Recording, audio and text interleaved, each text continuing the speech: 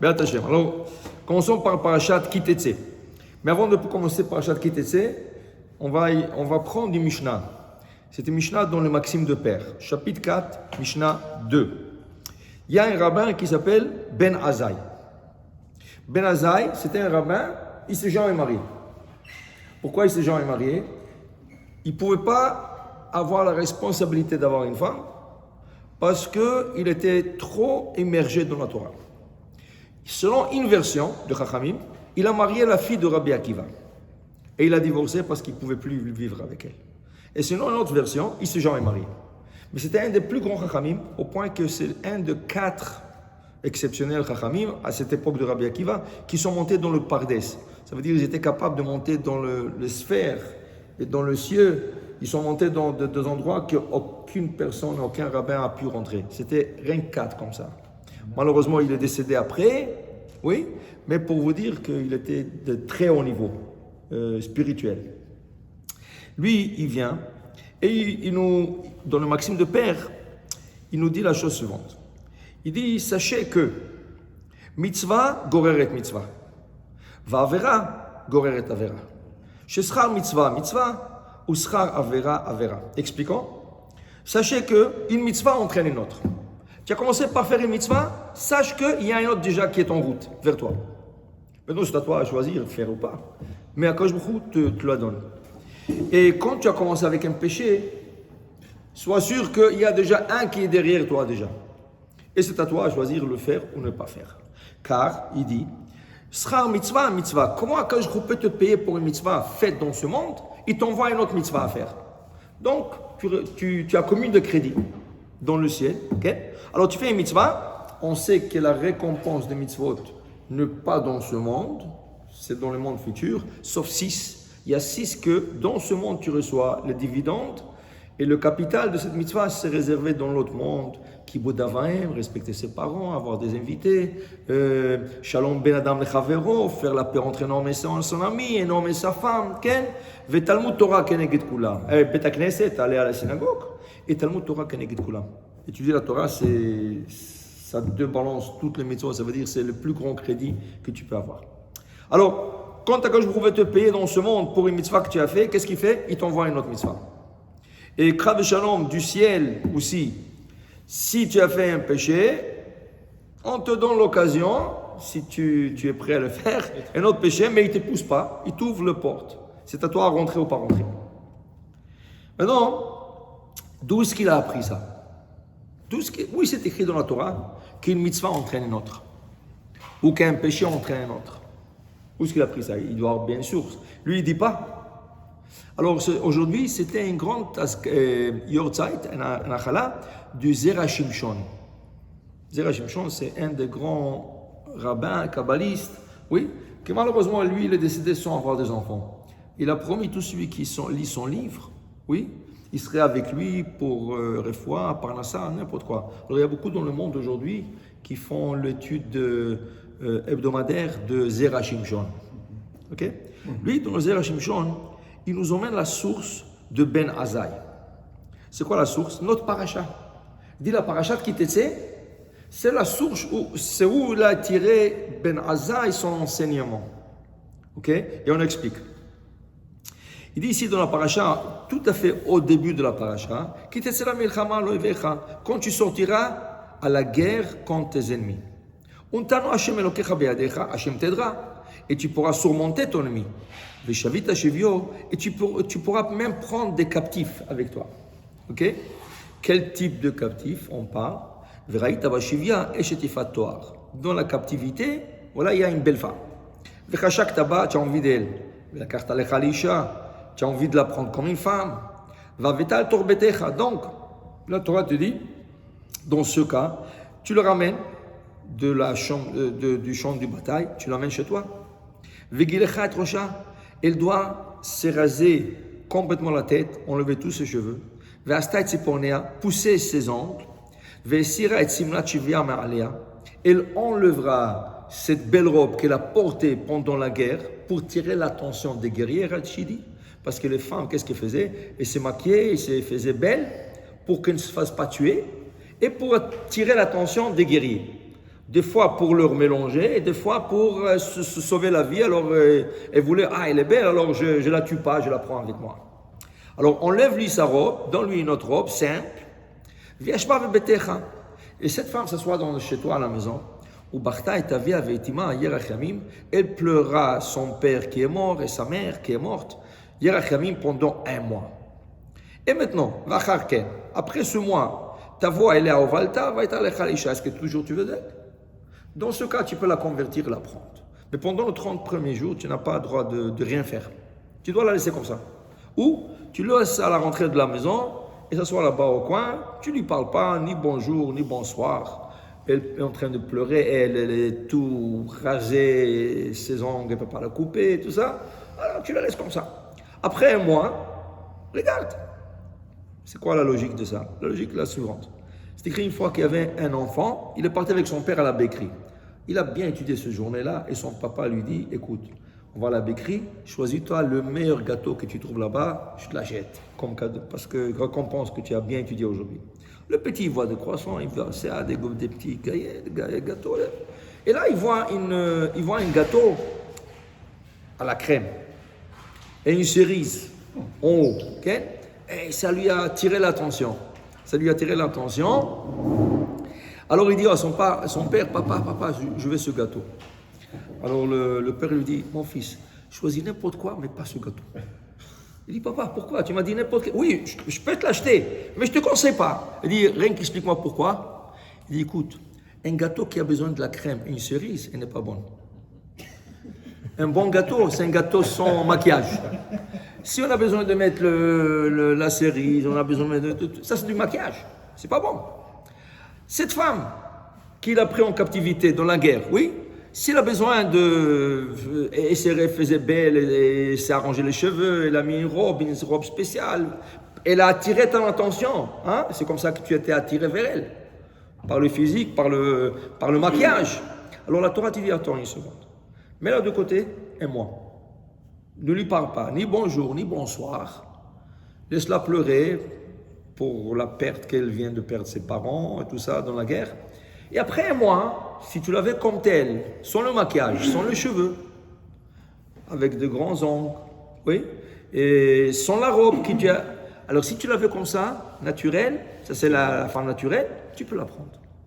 Mais la Torah te dit, je te garantis, tu ne l'aimerais pas. Tu ne voudras pas d'elle. Tu ne voudras pas d'elle. Mais si quand même le gars, il insiste, non, tu sais quoi, j'aimerais la prendre. Alors, dans ce cas, tu la prendras comme femme, mais lui, il est déjà marié. Maintenant, il a un problème de rival à la maison. Cette femme, pourquoi il m'a emmené notre femme? Qu'est-ce qu'il veut? Qu'est-ce qu'il a trouvé mauvais en moi? Moi, je lui prépare à manger. Maintenant, il va y avoir de la guerre à la maison. Okay? Alors, il te dit, la première, elle commence à te plaire. Pourquoi tu lui dis ça? Moi, c'est moi qui décide ici. Et quand tu commences à te bagarrer avec la vraie femme, okay? Sache qu'une, elle devient aimée, l'autre, elle devient haïe. Mais la chose est, Vialdulo Banim. Les 2 femmes ont des enfants. Et voilà, qu'est-ce qui arrive? La première, elle est toute neuve, elle vient de la marier, pas longtemps, et elle n'avait pas encore 2 enfants. L'autre, elle arrive, les 2 tombent enceintes. Mais qui c'est qui accouche en premier? Celle qui est emmenée de la guerre. Alors lui, c'est le Bechor. La deuxième. Lui, c'est le premier-né. Oui. La première, la femme originale, elle accouche en deuxième. Elle a un fils aussi. Alors les 2 ont 2 garçons. La Torah te dit, après cela, le temps il passe et tu commences à réfléchir et tu te dis, tu sais quoi, qu'est-ce que je suis en train de faire de bêtises? Mais ma femme, elle était juive de départ, je l'aimais, je connais les beaux-parents, sont gentils avec moi. Celle-là, elle n'a même pas de beaux-parents, rien, pas de famille, pas d'antécédents, rien. Ouais, et elle n'est pas mieux que l'autre, et l'autre, la pauvre, elle est bien. Alors tu commences à haïr la deuxième. Maintenant, ça se renverse. Mais maintenant, il est question, tu dois écrire un testament. Ouais. À qui tu laisses l'héritage, le double. À qui tu laisses le double?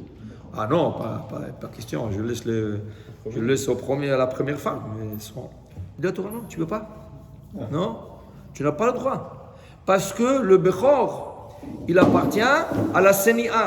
Il appartient à l'autre. Oui. Alors tu dois lui donner à l'autre le double. Mais tu ne l'aimes pas. Pas grave. La loi, c'est la loi. Ok. Après. Vous pouvez prendre. Non, vous pouvez. Allez, c'est sérieux. Ça veut dire après. Non, après, ça va dire moi après, mais vous maintenant. Il veut que nous, entre les testeurs.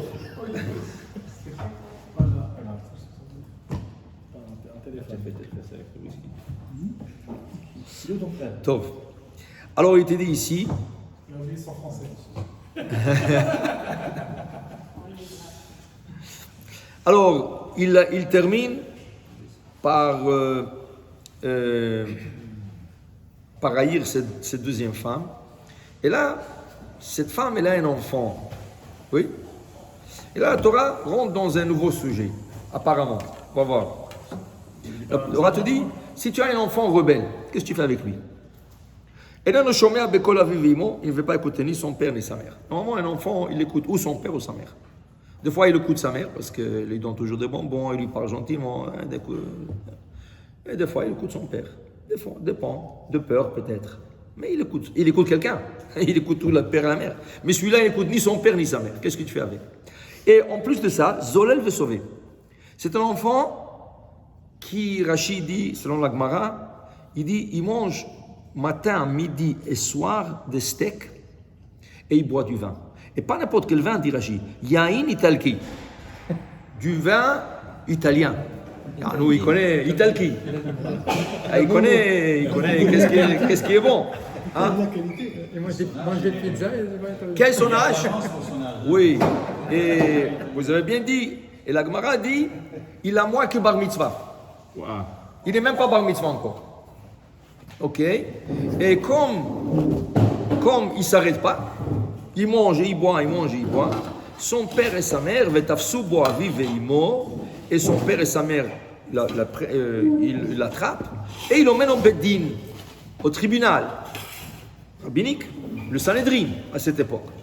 Qu'est-ce qu'on fait avec? Le Sanhedrin l'avertit, le petit n'écoute pas. Dans ce cas, la Torah recommande, la Torah te dit, Urgamu konishe iro ba'avanim, il sera lapidé, ou be'artara mekirbecha, tu enlèveras le mal. Pourquoi lapider un enfant qui est moins de 13 ans? Quel est le sens de cela?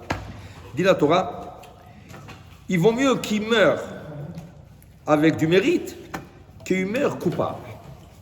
Un enfant qui mange des steaks 3 fois par jour et il boit du vin italien, au début son père le supporte. Ah mon fils, le pauvre, il est maigre, il a besoin un peu de vitamines.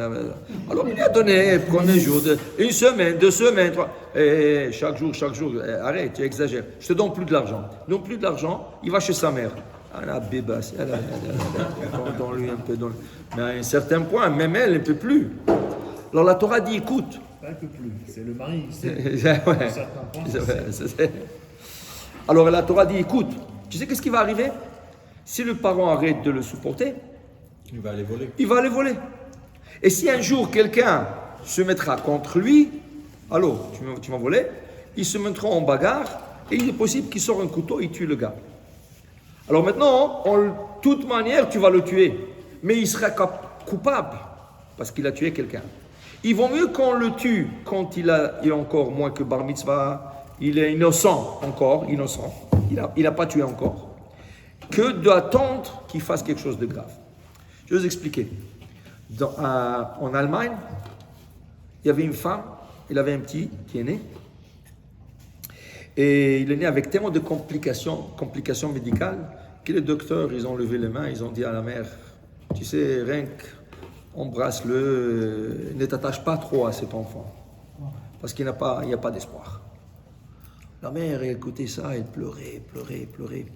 Un professeur, il passe dans le couloir et il voit cette mère pleurer, il passe encore, il a pleuré. Il s'approche vers elle et dit, madame, qu'est-ce qu'il y a? Elle lui a raconté. Elle dit, laissez-moi consulter le dossier médical. Il va, il regarde le dossier médical, ça va. Alors il dit à la madame, écoute, en vérité, médicalement, je ne peux rien faire. Mais je peux essayer. Mais ne t'attends pas du miracle. Ne t'attends pas du miracle. Si j'arrive, j'arrive. Si j'arrive pas à le faire, qu'est-ce qu'on va faire? Alors il a commencé à lui donner des antibiotiques. Au bout de 2-3 semaines, le petit commence à reprendre force et tout ça. Et bon, Hachem, il a repris. Il a guéri complètement. Qui était ce petit? Ni autre que Mahshimo, pas de filtre. La question, si ce docteur savait que ça va être Adolf Hitler, c'est lui qui va tuer, pas seulement des juifs, même des Allemands, handicap, il aurait sauvé, il aurait laissé mourir. Il aurait laissé le mourir. La Torah, c'est la même chose. La Torah te dit, qu'est-ce qu'on va attendre? Que ce petit tue des gens? Pourquoi? Il vaut mieux de le condamner, et au moins, il a été condamné sur la Torah. La Torah a lui donné ce qu'il mérite, mais aussi du mérite pour entrer dans Olam Haba. Il va directement Gan Eden. S'il est tué par lapidation, il va à Gan Eden. Ok. Ça, c'est partie numéro 1 de la paracha. Partie numéro 2. Et après, on va faire la connexion. On continue de la paracha et on arrive. La Gemara explique, jamais il a eu un cas comme ça et jamais il y aurait. Parce que les détails sont tellement complexes, il doit être moins que bar mitzvah. La mesure, le poids de la viande, il doit être sur mesure. Le vin, il doit être sur mesure. Alors, s'il boit moins que la mesure, ou plus que la mesure, ce n'est plus Ben Soré Romoré. Il doit être moins que Bar Mitzvah. Est-ce que tu as jamais vu un enfant moins que Bar Mitzvah en train de boire du vin toute la journée? C'est très rare, c'est presque impossible. La Gemara dit ça n'a jamais existé. Alors, mais il y a un enseignement. La Torah, pourquoi la Torah le dit? Parce que la Torah veut t'enseigner quelque chose. Pour apprendre quelque chose. Pour apprendre. Alors, on va voir bientôt qu'est-ce que la Torah veut nous apprendre par ce cas qui est apparemment imaginaire, mais il y a un enseignement, il faut comprendre que la Torah, qu'est-ce qu'elle veut enseigner. On continue un peu plus bas dans le verset, dans la paracha, et voilà que la Torah nous parle comme ça. La Torah nous dit la chose suivante. La Torah nous dit, une personne marche dans la rue. Une personne marche dans la rue. Ok? Il est ici, qui carré quand si pour les fanecha. Qu'est-ce qu'il voit dans un parc? Un nid d'oiseaux. Il ne savait pas qu'il va voir ça. Mais c'est comme ça, par hasard. Il n'y a pas le hasard, mais on va dire par le hasard. Il voit un nid d'oiseaux. La Torah dit, oh, monsieur, tu as une mitzvah à faire ici. Et c'est quoi la mitzvah? Est-ce que tu vois la mère en train de s'asseoir sur les oisillons ou les œufs? Shaliach teshalach et ta'em, renvoie la mère et prends les œufs ou les oisillons pour toi. Ok? Et ça, c'était mitzvah. Les ma'anitavlach, ça va te donner, ça va donner une longue vie. Comme ça dit la Torah. Ok, ça va. Une mitzvah. La Torah continue. Qui t'y venait bait hadash? Tu sais, quand tu construis une maison,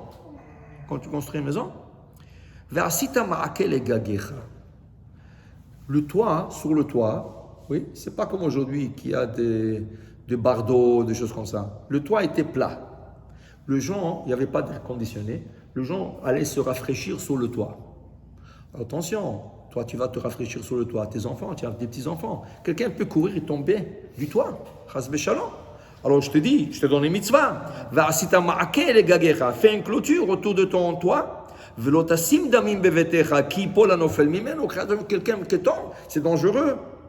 Alors quelqu'un qui clôture un toit ou des escaliers, il y a une bracha. Baruch ata Hashem, Elokeinu melech haolam, asher kishtam mitzvotav vitzvanu al mitzvat ma'akeh. Il y a une bracha. C'est une mitzvah. Alors la Torah te dit, fais cette mitzvah. Fais cette mitzvah pour que personne tombe. Oui. Si on fait un ma'akeh autour de la piscine. Ça non. Parce que ça, tu tombes dans l'eau, tu ressors. Mais là-bas, tu tombes, c'est grave. Ah. Oui, c'est vrai, mais il n'y a pas un mitzvah comme tel. Ouais. La Torah parle tomber d'une hauteur. Tu feras une autre mitzvah. C'est ça. Mitzvah. Tov. Après, la Torah continue. Écoute, tu as un champ, alors je te donne une mitzvah. L'otizra karmecha kil'ain. Tu as une vigne. Tu ne peux pas planter dans la vigne deux types de grains. Par exemple, des raisins avec des grains de blé. Alors tu dis, ici je mettrai de raisins, ici je mettrai de blé, ou un à côté de l'autre. C'est une vigne que de raisins. C'est un champ de blé que du blé. Tu ne mélanges pas les grains. Tu ne mélanges pas les deux grains. Okay? Il dit ici, comment tu laboures ton champ? Comment tu prépares ton champ pour semer? Alors tu utilises normalement deux taureaux. Attention de ne pas utiliser un taureau avec un âne. Pourquoi? Parce que le taureau et l'âne, c'est qu'il a chez Sha'atnez. Tu n'as pas le droit ou deux ânes ou deux taureaux. Tu ne mélanges pas les espèces des animaux quand tu laboures ton champ. Et il dit ici, après, voilà, je te donne notre mitzvah. L'autre, Sha'atnez. Parlons de Sha'atnez, de mélanger les deux espèces de grains, deux espèces d'animaux. Voilà, il y a aussi deux espèces de fils. Tu ne mélangeras pas la laine avec le lin. Et tu ne feras pas un habit. Okay? Mais tu pourras te faire un habit qui s'appelle tzitzit. Et cet habit, tu pourras utiliser de fil en lin sur un habit de laine. Là, tu pourras. Mais normalement, l'habit lui-même devrait être que de la laine ou du lin. Mais les fils peuvent être mélangés. Ok, c'est une mitzvah. Top. Jusqu'à là, voilà, on a terminé un autre passage. Quel est le rapport avec tout ça? Tu vois un nid d'oiseau, et après tu dois clôturer ton toit, et après ça, attention quand tu laboures ton champ, pas deux espèces, Ken, et il te dit si pas deux espèces de grains dans la terre, et tu ne peux pas faire un habit qui est composé de deux fils différents, de la laine et le lin. Deux autres, oui, mais pas la laine et le lin. Ken. Est-ce qu'il y a une connexion? Alors voilà, Rashi nous dit. Vous savez que Rashi, qu'est-ce qu'il fait? Il fait la recherche pour nous. Aujourd'hui, ils ont le AI. AI, je ne sais pas encore. Intelligent, non, c'est intelligent, c'est IA en français. IA, intelligence artificielle. Alors, qu'est-ce que tu fais? Tu es paresseux, tu dois faire un travail pour l'université, quelque chose comme ça. Ok, dis-moi, qu'est-ce que je... Il te sort... tu emmènes ça, tu es tranquille. C'est ça. Non, vous savez que la Torah, il te dit toujours, tu lui poses quelque chose, je ne suis pas encore entraîné pour ça. Comme ça, il te répond. Hein? Si tu payes 20$ par mois, il est un peu plus entraîné. Parce que par l'argent, il a été entraîné. Mais si tu prends l'application gratuite, il te dit, quand tu lui poses la question, je ne suis pas encore entraîné pour ça. Donne-lui un peu de pot de vin, il va te donner l'humanité. Donc, alors voilà, qu'est-ce que nos sages nous expliquent. Alors Rashi, qu'est-ce qu'il fait? Rashi, il a fait la recherche de toute la Torah et il le condense dans son commentaire de la Torah. Alors qu'est-ce qu'il fait? Il emmène la Mishnah, il emmène la Gemara, il emmène le Zohar des fois. Mais il ne te dit pas c'est Mishnah, c'est Gemara. Il l'emmène comme un commentaire. Mais en vérité, quand tu dis la Mishnah et tu dis la Gemara, il dit waouh, j'ai lu ça dans le Chumash, donc Rashi, oui, parce qu'il a fait déjà le travail pour toi. Alors c'est toujours si tu n'arrives pas à étudier tout la Mishnayot et tout ça, prends le commentaire de Rashi, tu vas avoir des connaissances incroyables. Incroyables. Alors Rashi nous dit comme ça. Regarde, je vais commencer avec la deuxième section qu'on vient de dire, et après je passerai à la première. Rashi dit comme ça. Tu passes dans la rue, et voilà, du ciel, on te donne l'occasion de faire une mitzvah. Tu sais à Akadosh Baruch Hu, il te teste. Il te teste. Il t'envoie des mitzvahs, il va voir si tu vas la prendre. Si tu es sage, tu la prends. Sinon, tu la laisses. Mais tu n'as pas fait un péché en la laissant. Tu n'as pas fait un péché. Mais il y avait une raison pourquoi il t'a donné la mitzvah. On va voir pourquoi. Tout testé. Voilà. Tester pourquoi? Pour te donner du mérite. Voilà, tu passes dans la rue, dans un parc. Okay? Tu vois un nid d'oiseau. La Torah te dit, hey, c'est une mitzvah ça. Prends la mer, et renvoie la mer, prends les oisillons. Okay? Mitzvah. Un peu bizarre, qu'est-ce que je peux faire avec tu as vu des ailes de colombe? Tu même pas. Tu as besoin d'un son comme ça pour faire une omelette. Ils sont tellement petits, tu le casses, il n'y a rien. Il n'y a rien. Mais que je vais faire avec ça? Alors, qu'est-ce qu'on fait avec des œufs de colombe et tout ça, des cachères? Elles sont toutes petites. Qu'est-ce que tu fais? Tu le sèches.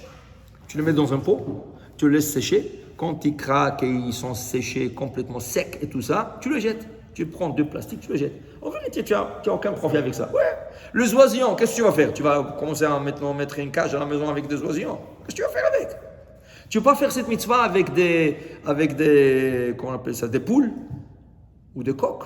Coqs, non, mais des poules ou des oies ou des canards. Parce que ça, c'est des animaux domestiques. La mitzvah se pratique qu'avec des animaux sauvages. Ok? Alors en vérité, c'est bizarre. Tu me donnes une mitzvah, on renvoie la mer, c'est une mitzvah. Mais la Torah te dit, tu sais, si tu as fait cette mitzvah facile, qui te coûte rien, vraiment rien, ne te coûte rien, aucun investissement, tu n'as même pas pensé, même pas la pensée, rien. Tu sais quoi? Je te promets, dit la Torah, qui t'y venait Beit Hadash. Je te donnerai l'occasion d'acheter une nouvelle maison. Si les gens savaient ça, ils seraient tous chercher des nids d'oiseaux pour acheter une nouvelle maison. On va aller dans le Madeleine. Tu aurais tourné dans tous les parcs et tout. Okay. Mais encore, ça c'était mitzvah, le oiseau doit venir comme ça par hasard. C'est pas que tu as cherché. Mais combien de gens le trouvent? Pas beaucoup. Si tu l'as vu, ça veut dire qu'Akadosh Baruch Hu t'aime. Il t'a donné l'occasion de faire une mitzvah. Ne rate pas la mitzvah. Fais-la. Okay? Fais-la. On le fait même aujourd'hui parce que Même aujourd'hui. Le problème, que beaucoup de gens ils trouvent le nid dans leur jardin. Dans ton jardin, sur un arbre dans ton jardin, la mitzvah n'est pas valable. Parce que c'est un jardin privé. Il faut que ça soit dans le public. Un endroit qui ne t'appartient pas. Non, pas chez toi. Alors, s'ils font le nid sur ton toit, dans un arbre dans ton jardin, c'est pas valable. Tu n'as pas le droit d'utiliser des chaînes. C'est ça. Il y a un moyen de le faire. Il y a un moyen de le faire chez toi à la maison, mais ça c'est avant. Tu dois dire, je rends mon jardin Hefker. Hefker, ça veut dire je suis plus le propriétaire. Tu le déclares comme ça, c'est une déclaration. Si un oiseau vient un jour et se met un nid, c'est comme si tu te trouvais dans un parc. Parce que tu as déclaré. Maintenant, tu risques comme ça. Si ton voisin t'écoute, il vient, il prend ton jardin, il construit une piscine là-bas pour lui. Mais c'est une manière de faire. C'est une manière de faire. Une question. J'ai un voisin où en ce moment, où je demeure, il y a beaucoup d'oiseaux qui viennent. Et ils ont été à l'entrée de la maison. Pas voilà. Ils ont construit un nid. Un nid, oui. C'est le classique. Ils construisent toujours un nid sous le toit. Sous le toit, exactement. Exactement, c'est le classique. Mais on ne peut pas faire une mitzvah. Non, ok. Non, ça doit être complètement dans un endroit public. Moi, je pensais que Dieu nous envoyait. Alors maintenant, on regarde. Ils ne sont même pas pratiquants. Non, des fois, même pas pratiquant. Asher kedesham mitzvotav v'tzivanu al shelo achakan. Aken ou akan. Alors maintenant, regarde. Akadosh Baruch Hu t'aime. Il t'a donné une mitzvah comme ça, qui ne te coûte rien, hein? Il te donne l'occasion d'acheter une maison, qui ne te venait pas être Hadash. Tu vas le construire même. Encore mieux, tu vas construire ta maison. Okay? Et attention, quand tu construis une maison, je te donne une autre mitzvah. Quelle est la mitzvah? Sur le toit, je te demande de faire une petite clôture que personne n'entende. Ça, c'est une mitzvah. Dis Rashi, tu as fait cette mitzvah de construire une maison, de mettre une clôture sur le toit. Ah, tu es un très bon garçon. Hachem t'aime. Je te donne autre occasion. Maintenant, je te donne de l'argent, tu vas gagner de l'argent, tu vas acheter un champ. Et dans le champ, je te donnerai une autre mitzvah à faire. Quand tu vas le cultiver, quand tu vas le labourer, attention, n'utilise pas l'âne et le taureau ensemble. Ok? Très bon. Tu as fait ça? Je te donne de l'argent maintenant à acheter des grains pour planter. Mon fils, pas de grains ensemble. C'est par les grains. Un grain pour un champ pour un côté du champ pour le blé, l'autre côté c'est pour la vigne. Sépare. Tu as fait cela. Je te donnerai l'occasion de te faire des habits. Alors tu as du coton qui pousse. Tu pourras faire des habits. Okay? Tu as de la laine. Attention, ne mélange pas le lin. Tu as le lin aussi qui pousse comme ça. Alors attention mon fils, ne mélange pas la laine de tes brebis avec le lin qui poussait dans ton champ. Okay? Mais je te demanderai de faire une tzitzit. Là tu pourrais sur le tzitzit, tu pourras le faire. Qu'est-ce qu'on voit de là? Mitzvah goreret mitzvah. Une mitzvah entraîne une autre. Dieu t'a donné une mitzvah banale qui ne te coûte rien pour te tester. Tu as commencé une mitzvah à entraîner une autre. C'est là la source de Ben Azaï. Ben Azaï Omer, mitzvah goreret mitzvah. Et qu'est-ce qu'il nous dit? En faisant une mitzvah, quelle est la paye du ciel pour une mitzvah? Une autre mitzvah. Ça s'arrête jamais alors. Voilà. C'est une chaîne. C'est une chaîne qui n'arrête pas. Non. Mais il a dit aussi, Avera goreret, un péché entraîne un autre. Alors ici, au début de la paracha, qu'est-ce qu'on a lu au début de la paracha? Kitetse la milchama. Tu es parti à la guerre. Et voilà, Veraïta, Bashivia, Eshet Yefatoar. Tu as transgressé ce que la Torah dit. Velotaturu, achare levavchem, va'achare enechem. Ne suivez pas le désir de vos cœurs et la vue de vos yeux pour aller faire de péché. Et voilà, Raïta, Bashivia. Dans la captivité, tu vois une belle femme. Qui c'est qui te dit de la regarder? Tu la plies comme captive. Ça va? Mais pourquoi tu fixes le regard? Pourquoi tu es en train de penser qu'est-ce que je ferai avec elle? Oh, tu sais quoi? J'ai envie de la prendre. La Torah dit, ok, tu veux la prendre? Je ne peux pas t'empêcher. Tu sais pourquoi je ne peux pas t'empêcher? Parce que quand je te dis non, tu vas faire oui. Et là, tu vas faire un grand péché. Un enfant, quand tu lui dis non, c'est là qu'il veut. Quand tu lui dis, fais qu'est-ce que tu veux? Tu veux le faire, fais-le. Là, il pense deux fois. Et quand tu lui dis non, c'est là qu'il va faire oui. La Torah te dit, ah, tu la veux? Prends-la. Mais en espérant, la Torah espère que tu ne la prends pas. Pourquoi? Parce que les conséquences après vont être plus graves. Et voilà que tu l'emmènes chez toi. Okay? Qu'est-ce qui va arriver? Au début tu l'aimes, mais après, qu'est-ce qui arrive? Les deux femmes se battent. Après, les deux femmes commencent à se battre. Et après, tu termines par l'haïr. Tu ne la veux plus. Mais tu la voulais tellement. Tu ne la veux plus.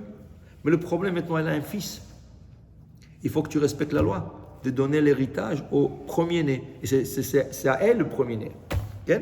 Et là, tu seras en dilemme. Quoi? Moi, je travaille pour ce goy. Oui, je travaille pour lui. Pourquoi je lui donner mon argent? Okay? Tu n'as pas le choix, tu l'as converti. Elle n'est permise que pour une seule fois. Oui, mais après, il l'a converti. Il l'a converti, il apprend. Okay? Après, il te dit ici, ce fils-là qui est là, que tu as donné l'héritage, qu'est-ce qu'il va devenir? Rebelle. Il va se rebeller contre toi et contre ta femme. Il ne veut pas écouter ni toi ni sa mère. Quelle sera sa fin? Il va être lapidé au Bédine. Avera, tu as commencé par tes yeux, rien, innocemment, comme ça, rien que j'ai vu une belle femme. Ah, tu as vu une belle femme, après tu voulais d'elle, et après tu l'as emmenée, après tu l'as convertie, après elle a un fils, tu dois lui donner l'héritage, tu l'aimes plus, maintenant tu as un fils qui t'écoute pas, regarde, tout ça, ça a emmené quoi? Tu arriveras à une situation où tu dois lapider ton propre fils. Il est ton fils, tu dois le lapider. Okay? Avera, gorer et avera. Il a fait. Le Zera Shimshon, qu'on a commencé avec, il pose une question. Qu'est-ce qu'a dit Ben Azaï? Reprenons le parole de Ben Azaï. Qu'est-ce qu'il dit Ben Azaï? Ben Azaï te dit, mitzvah goreret mitzvah. Une mitzvah entraîne une autre mitzvah. Va avera, gorer et avera. Où est la source de ça? Notre paracha. Notre paracha commence par la section de mitzvah, gorer et mitzvah ou par la section de avera, gorer et avera? Avera, gorer et avera. Donc Ben Azaï, qu'est-ce qu'il aurait dû dire? Il aurait dû dire le contraire. Il aurait dû dire un péché entraîne un autre et une mitzvah entraîne une autre. Pourquoi Ben Azaï a renversé l'ordre de la Torah? Dans la Torah, on parle de la femme que tu n'aimes pas, que tu es un fils rebelle, tu dois lapider. Ça c'est avera, gorer et avera.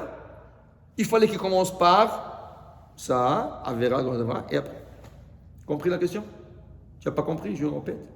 Tu as compris, voilà. Alors il dit ici, il dit le Zera Shimshon. Aujourd'hui, c'était ça, Iloula. Il dit comme ça, il répond comme ça. Tu sais, quand tu es parti en guerre, en vérité, ce n'était pas un péché de prendre cette femme. Ce n'était pas un péché. Pourquoi? Des fois, les gens apprécient, ou plutôt, les gens n'apprécient pas qu'est-ce qu'ils ont. Quand ils voient de l'autre côté, c'est là qu'ils commencent à apprécier. Ce gars-là, il n'a pas apprécié sa femme. Il a une belle femme, il a une gentille femme qui prépare pour lui, qui fait pour lui tout ça. Mais lui, pour lui, c'est normal. Il n'apprécie pas. Là, il voit une autre femme. Ah, l'autre est la plus belle. L'autre, je pense, est... Et quand tu l'emmènes chez toi, tu vois la différence. Ah non, rien à comparer. Ma femme, c'est une sadéquette. Ma femme, vraiment, elle travaille dur, et elle sert.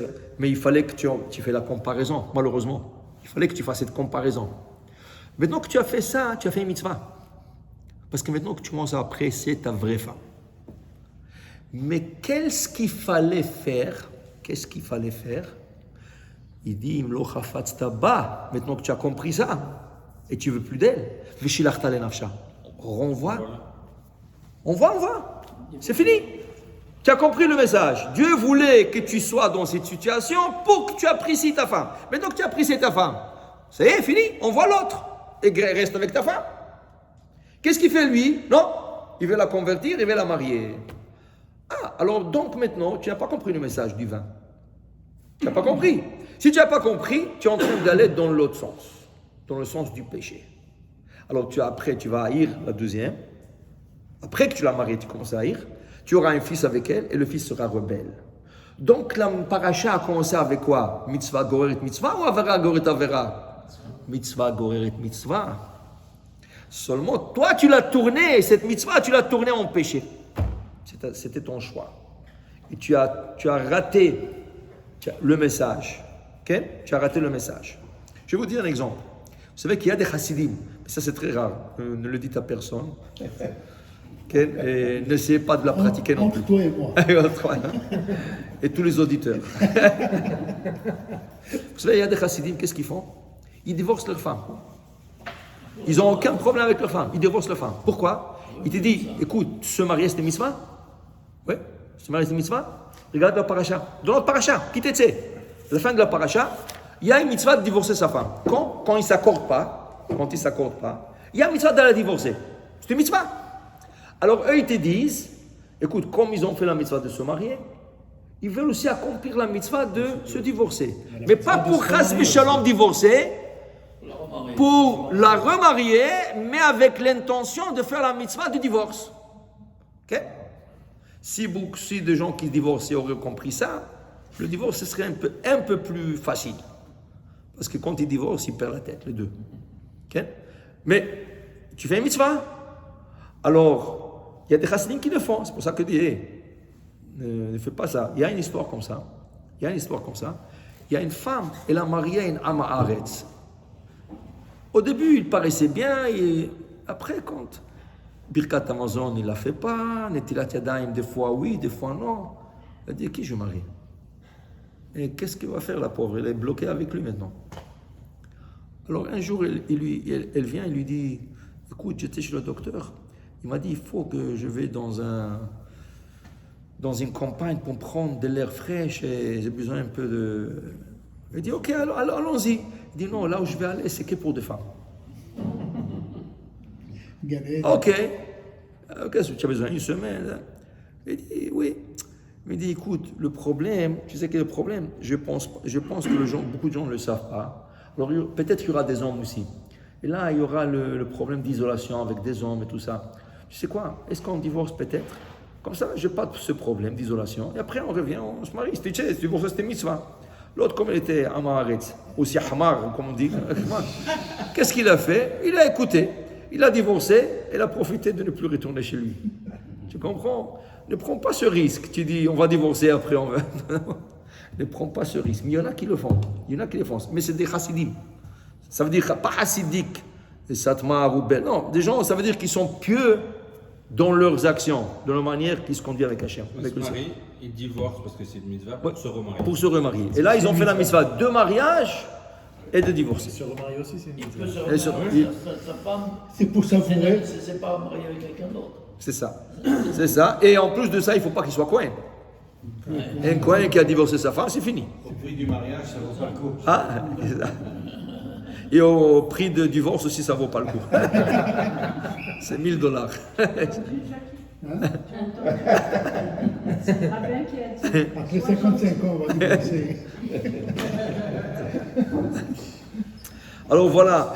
55 ans. Khamsa. Alors pour te dire, voilà, la Torah commence par une mitzvah, mais c'est à toi à choisir si cette mitzvah continue dans le veine de mitzvot, ou tu la tournes au milieu de la route, tu descends de la route, tu la fais en Avera, mais ça c'est une chose. D'une mitzvah, tu ne perds jamais. Et au contraire, la paye qu'Akadosh Baruch Hu peut te payer, la plus grande paye qu'Akadosh Baruch Hu te donne, il ne va pas donner ni d'argent ni rien du tout. Dans ce monde, tu ne reçois pas la récompense. La paye, c'est de pouvoir pratiquer une autre mitzvah. Okay? Dans le péché, ce n'est pas qu'Hachem te le donne, mais il te la présente. Tu as fait un péché, on te présente un autre péché. C'est à toi à choisir, mais ne le fais pas, parce que tu ne voudras pas être entraîné pour ça. Alors voilà, ça c'est le parole de Zera Shimshon.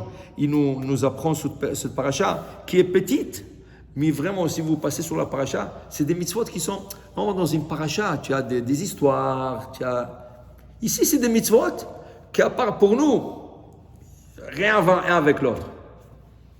Mais là, tu as compris, si tu vas dans cet ordre de pensée, tu vas voir comment se connecte toute la paracha. C'est comme des petites briques, tu sais, Lego, des puzzles, c'est ça, et un dans l'autre. Alors pour te dire, voilà, ça c'est les mitzvot, et comme c'est juste avant Rosh Hashanah, c'est pour ça qu'Akadosh Baruch Hu nous la réserve vers la fin de l'année. Pourquoi? Parce que c'est le temps de se ramasser le plus de mitzvot possible. Même s'il reste moins que 30 jours, tu peux te ramasser chaque jour avec des dizaines de mitzvot. Chaque jour. Mais c'est des mitzvot qui viennent comme ça, par le hasard.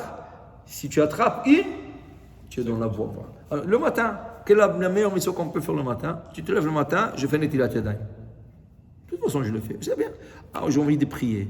Alors, je vais aller à la synagogue. À la synagogue, tu as donné la tzedaka. Tu es sorti. Oui. Il y a quelqu'un qui n'a pas de voiture, sa voiture, je vais l'emmener. Tu l'accompagnes. Okay? Et après ça, au travail. Tu sais, toute la journée, elle peut être entraînée que de mitzvot. Tu commences une petite mitzvah de rien du tout. Mais si tu commences la journée croche. Écoute le rabbin. Oui. Ça veut dire, Parce elle qu'il dit. le compare à Marie. hein. Ah, non, il a dit, écoute le rabbin pour venir chaque jour à la synagogue. C'est ça qu'il veut dire. Be'at Hashem. Baruch Adonai Le'olam. Amen. Si vous avez des questions. J'ai pas compris.